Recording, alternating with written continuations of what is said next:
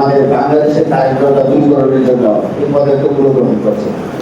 আজকে আপনাদের মধ্যে দেওয়া হচ্ছে 25টি মণি, 100 জনকে দেওয়া হবে। এগুলো কিসের জন্য?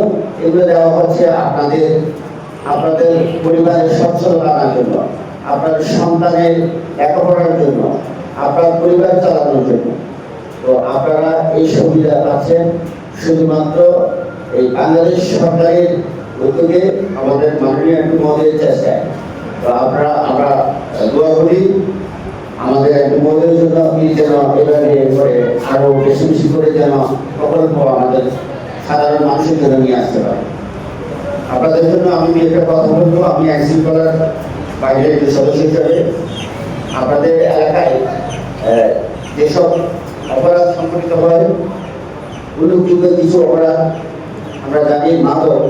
মাদক একটা এমন একটা বিষয়, যেমন আমি যদি বলি একটা পেঁয়াজের বস্তার মধ্যে যদি একটা পচা পেঁয়াজ থাকে, সমস্ত পেঁয়াজগুলো যেমন আস্তে আস্তে পচে যায়, তেমনি একটি পরিবারের মধ্যে যদি একজন মাদকাসক্ত ব্যক্তি থাকে, পুরো সমাজ শেষ হয়ে যাবে।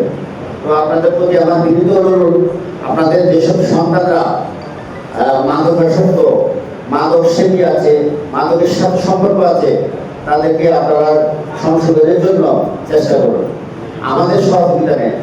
কারণ এখন আমি যদি রাস্তায় যদি কোনোভাবে অভিযান পরিচালনা করি, ট্যাক্স করি, দেখা যায় প্রতিনিয়ত আপনার কোনো না কোনো এরকম যারা যুবক বেকার ছেলে, তারা আপনার এই মাদকাসক্ত হয়ে পড়ছে।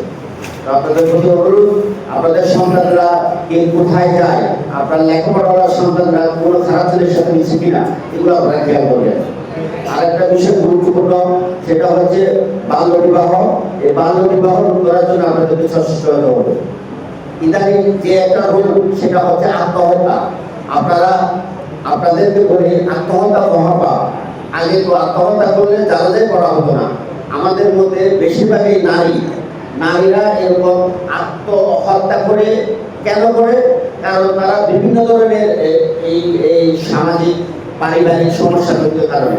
আপনারা আমাদের পরামর্শ নেন, আপনারা সমাজের মুরব্বীদের পরামর্শ নেন, ইমামদের পরামর্শ নেন, শিক্ষকদের পরামর্শ নেন। আত্মহত্যার পথ কখনই সমাধান হতে পারে না।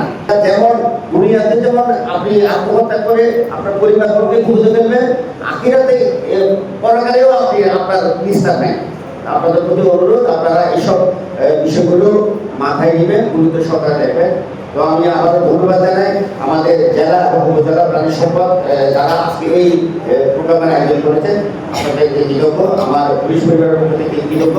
ধন্যবাদ জানাই আমাদের মহোদয়কে, যিনি আমাদের এই নড়িয়াবাসীর জন্য এ ধরনের প্রোগ্রাম নিয়ে এসেছেন, নিজেরা বারবার নিয়ে আসেন। এই কামনা করে আমি আমার আসসালামু আলাইকুম।